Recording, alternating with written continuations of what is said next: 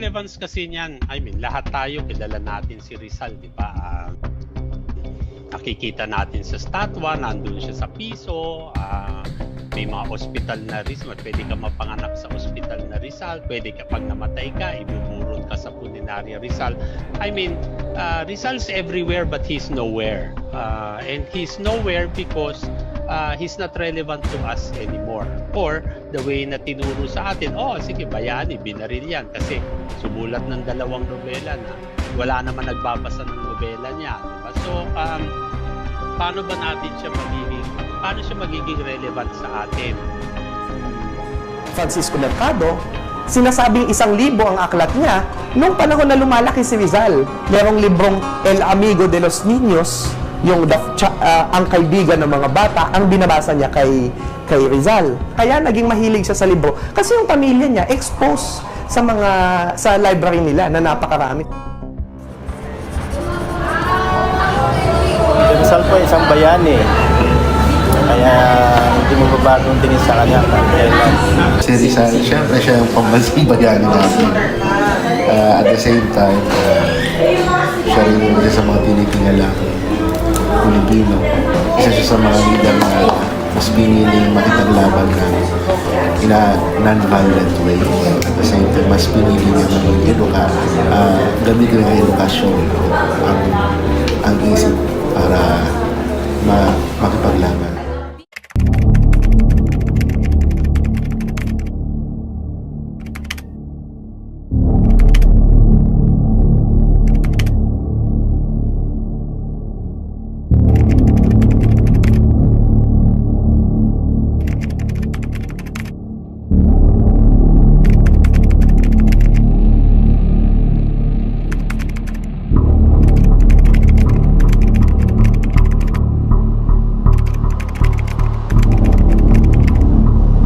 In this presentation, we intend to find out why there was a revolution and its effect, the connection of nationalism and patriotism to Rizal and its relation to exile and execution, and finally, the events of Rizal during the time of his exile to the Pitan, execution in Bagumbayan, and revolution led by Katipunan. Consumatum est! On August 8, 1887, Jose Rizal returned to Calamba. It was his first homecoming after 5 years of his academic conquest in Europe, though he was warned by his family and friends not to return home because the friars condemned no limit tangere, but he didn't listen. In Calamba, he established a medical clinic and his first patient was his mother who suffers from cataract. He was not able to operate on his mother's eyes because the cataract was not matured yet. Meanwhile, Leonor Valenzuela was nowhere to be found. In addition, his novel No Limit Tangere was banned because of the accusations that it contains subversive ideas against the church and Spanish government. Yet the speaks No Limit Tangere became more popular, many were curious and wanted to read it. Rizal was advised by his friends and family to leave the Philippines because there were anonymous threats against his life. Thus, Rizal left the Philippines not because he was coward nor afraid, but because his presence brought dangers to the safety of his family, and he realized that he could freely write and fight his enemies abroad. He left the Philippines on February 3, 1888. In his second journey to Europe, it was both productive and challenging. He accomplished his annotation of De Morgan's Sucesos de las Islas Filipinas in Paris in 1890, contributed articles in La Solidaridad, which includes A la Defensa, La Verdad para Todos, and Una Propalacion in 1889. He started the second novel El Filibusterismo in Paris and continued it in Brussels and published it. Gloomy Moments, on the other hand, in December 1890, he received a wedding invitation from Leonor Rivera for her upcoming wedding and asked for his forgiveness. On the same year, on a social reunion, he heard Antonio Luna, who was drunk, frustrated, and uttered nasty remarks to Nelly Busted, which is Rizal's girlfriend at the time. He then challenged Luna for a duel. Fortunately, Luna became sober and apologized. Moreover, he also challenges Wences Lauritana for a duel. He wrote an anti-Filipino article entitled La Epoca, which attacks Rizal's family and friends, and this resulted in Rizal challenging him into a duel. However, Retana published an apology in newspapers. On the other hand, Rizal's friend and co-worker in propaganda movement, Jose Maria Panganiban, died. Meanwhile, Nelly's parents turned down his marriage proposal because Rizal refused to be converted to become Protestant, and Nelly's mother doesn't like him as a son-in-law. In the closing days of 1890, there arose a leadership rivalry between Rizal and Marcelo H. del Pilar due to their different political beliefs. In addition, he stopped writing for La Solidaridad and he retired from the propaganda movement after abdicating his leadership, owing intrigues from his compatriots. He said he wanted to focus and needed time to work on El Filibusterismo, give chances to other Filipinos to work, and he thinks he could not lead without solidarity. With all these sad experiences, Rizal decided to leave Europe for Hong Kong in 1891. Jose Rizal arrived in Hong Kong on November 20, 1891. He was welcomed by the Filipino residents and his old friend Jose Mapasa. He lived at number 5 D. Aguilar Street, number 2 Red Naxola Terrace, and established his clinic to become an ophthalmologist. Before Christmas came, his family arrived in Hong Kong. They were deported from their home in Calamba regarding the agrarian dispute. During his stay in Hong Kong, he drafted the Constitution of the Liga Filipina that would later spearhead the country's bid for independence against Spain. Rizal made up his mind to go back on his hometown with 3 reasons to accomplish. First is to prove Eduardo de Lete in attacking him by portraying Rizal as egoistic and a patriot only in words, which was printed in La Solidaridad. Second is to establish the La Liga Filipina, which aims to unite Filipinos to a compact.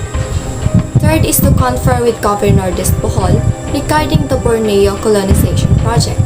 The Borneo colonization project aims to establish a Filipino colony in North Borneo. His mission was successful. He wrote to Governor Despujol offering his cooperation, but the governor did not acknowledge his letter and said, "The Philippines lack laborers, and it was not patriotic to go off and cultivate foreign land." While Rizal and his sister were crossing the China Sea, the Spanish Consul General sent a cablegram to Governor Despujol that the victim is in the trap. On June 26, 1892, Rizal and his sister arrived in Manila. He went to Malacanang to seek audience with Governor Despujol. After that, he visited his friends. The homes he visited were raided by the Guardia Civil, which seized some copies of the Noli and Fili novels. At the residence of Doroteo Onghoco, at Hilaya Street, Tondo, Manila, the La Liga Filipina was founded. The patriots were impressed and approved the establishment of the Liga. Wednesday of July 6, 1892, Rizal went to Malacanang to resume his series of interviews with the governor. At that time, he was accused of having the leaflets of Pobres Frailes or Poor Friars, an anti-friar article under the authorship of Father Jacinto. He was arrested by Don Ramon Despujol and escorted to Fort Santiago. The Gaceta de Manila published the story of deporting Rizal to an island in the south on July 7, 1892.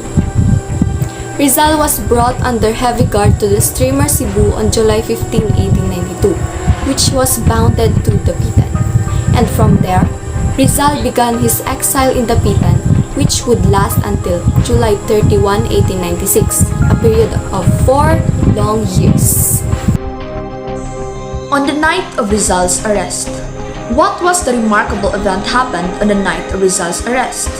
Well, on July 6, 1892, when Jose Rizal was arrested, a group of Filipino patriots secretly met at the residence of Didato Arellano. A Filipino propagandist and first president are called Supremo of the Katipunan, for the creation of kataas-taasang kagalang-galangang katipunan ng mga anak ng bayan. Note that Rizal had no idea about this movement. Now, who are these patriots that created the said katipunan? Well, they're all Filipino patriots that was organized by Andres Bonifacio and attended by former Valentin Diaz, Teodoro Plata, Jose Dizon, and Ladislao Diwa, the patriots that are considered as founders of the katipunan. Moreover, Emilio Jacinto wrote the Cartilla Katipunan, where the duties and responsibilities of members were indicated. Now, what are the aims of KKK? First, fight for the independence of the Philippines from Spain. Second, teach Filipinos right conduct, cleanliness, and to fight against blind obedience to religion and to overcome weakness of character. Third, help oneself and to defend the poor and the oppressed. Thus, KKK is a Katipunan or secret society served as an anti-Spanish society with the goal of gaining Philippine independence. Note that the organization secretly organized and recruited members for 4 years until August 1896, the outbreak of Philippine Revolution. After Rizal was arrested by Governor General Euglogio Dizpol, the Spanish Governor General of the Philippines between 1891 to 1893, on July 6, 1892, he was deported and arrived in Dapitan. He was placed under the watch of Warden Captain Carnicero, the political commander of the island who became his guardian and friend. Now, what was Rizal's life in Dapitan? How did he spend his days there as an exiled man? Well, let's find out based on my investigation. He spent a meaningful life in Dapitan as he devoted his time there to community services, civil works, medicinal practices, educational advocacy, and to the development of Dapitan. And did you know that Rizal invested a lottery ticket from a boat coming from Butuan? Yes, he did.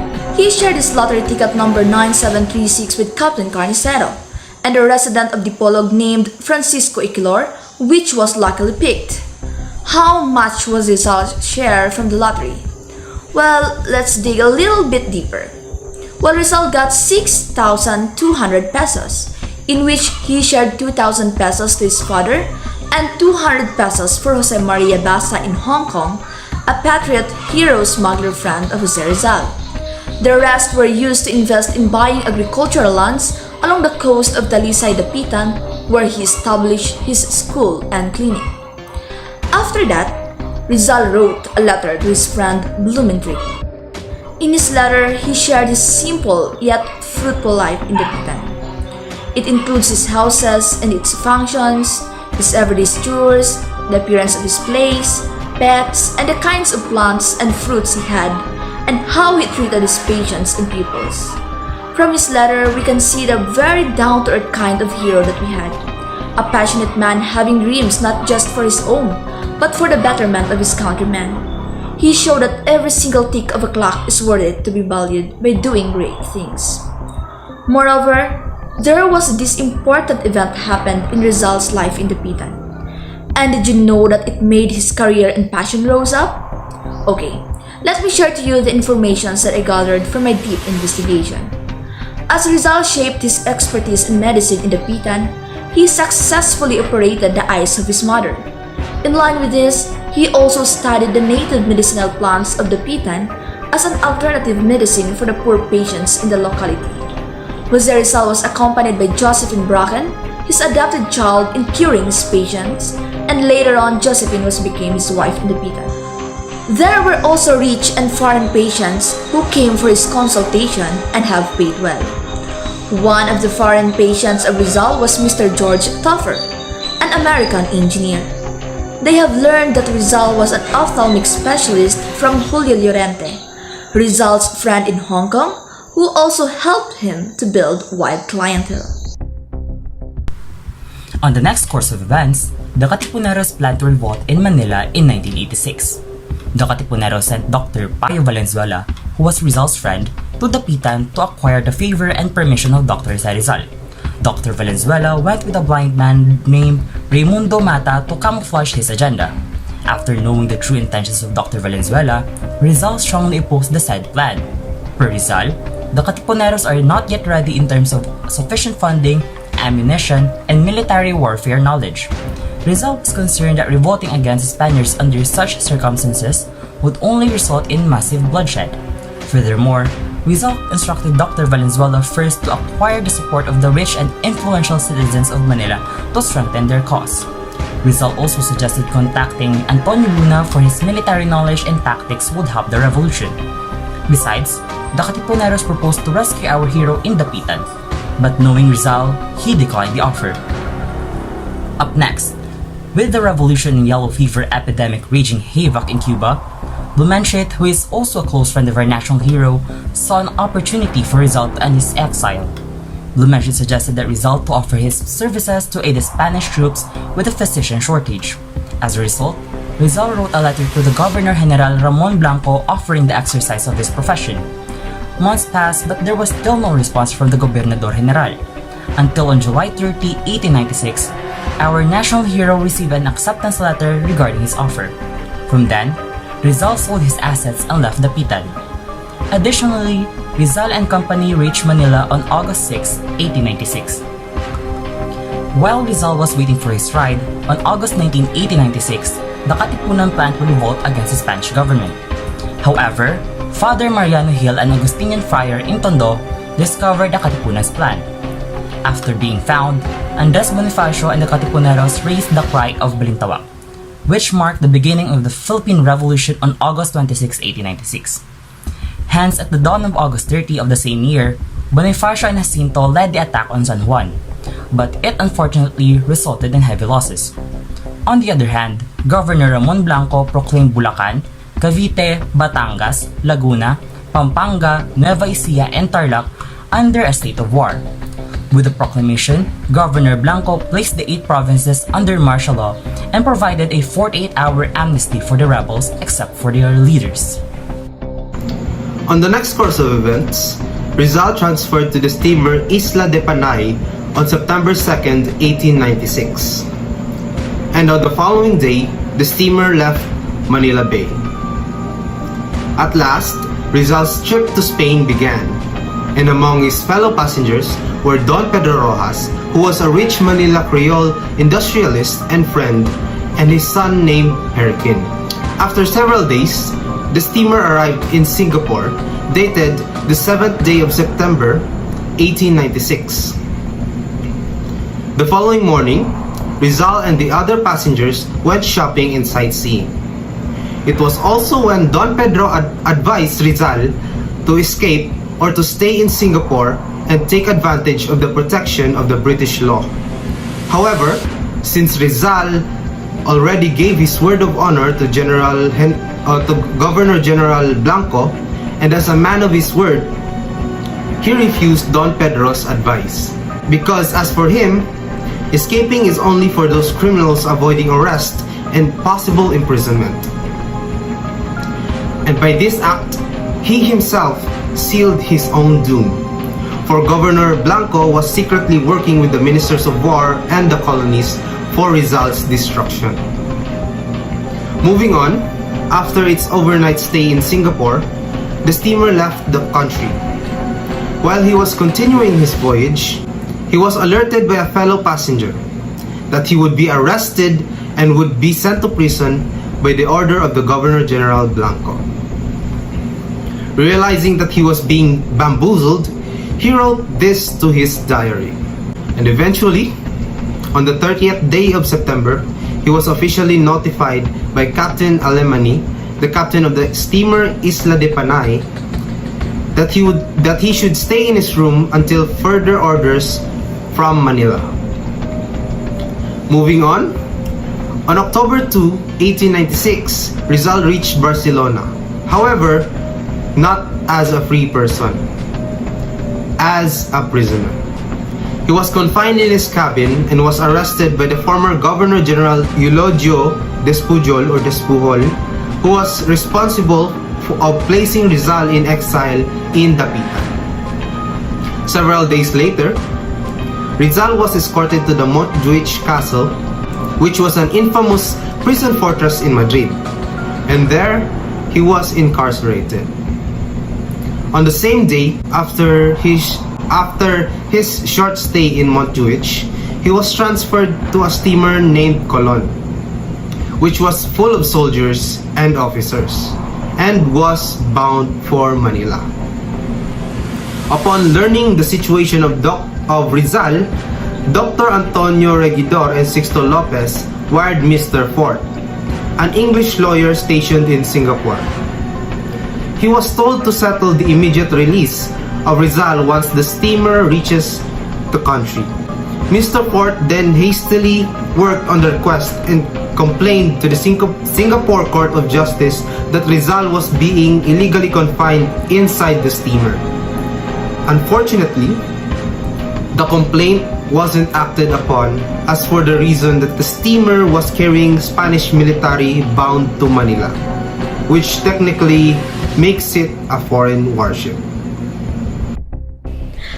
Rizal reached Barcelona, he was sent back to Manila for his trial on November 3, 1896 and brought to Fort Santiago. In his prison cell, he wrote an untitled poem now known as Mi Ultimo Adios, which is considered a masterpiece and a living document expressing not only the hero's great love for his country but that of all Filipinos. Starting November 20, 1896, preliminary investigations were conducted on him. According to the Philippine Studies author Miguel Bernad, it took 4 days for the investigation officer to transfer the investigation transcript and evidence to Capitan Governor Blanco, and a week to endorse the case.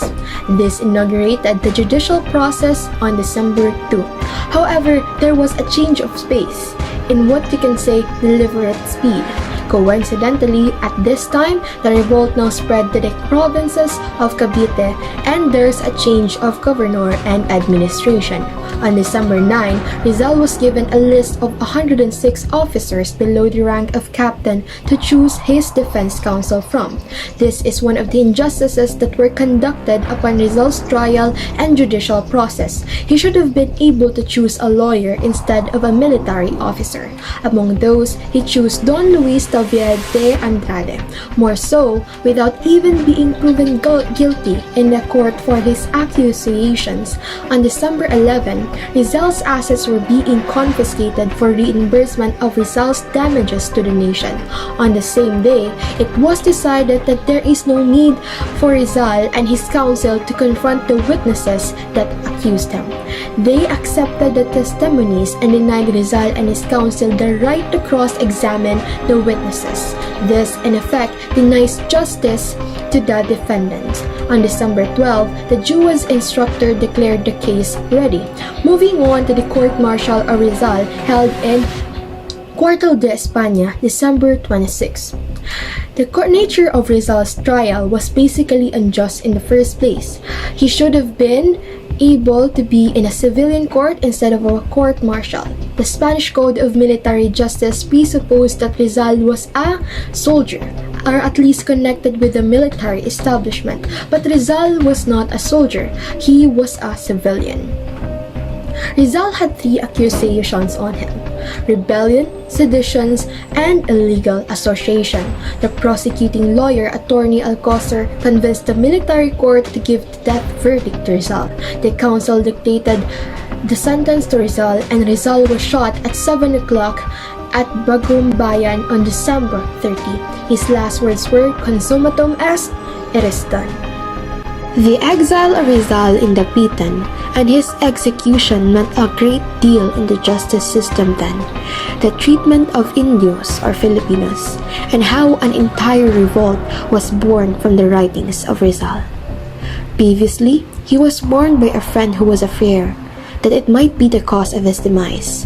And years before Rizal's execution, he had a dream, almost exactly how he was dictated to die. Indeed, Rizal's life is broad enough to be influential in the meaning of nationalism and patriotism. How and why is this? His life, and especially writings, are exemplary. For he spent his whole life for a cause that every Filipino now enjoys: freedom and equality. Rizal teaches us to stand up and be brave for what we believe in, even if an entire race and system opposes us. Further, for as long as we do not fall and condone tyranny, we are already doing our duties as compatriots to our country. A formar! Carguen! Apunte! Consummatum est!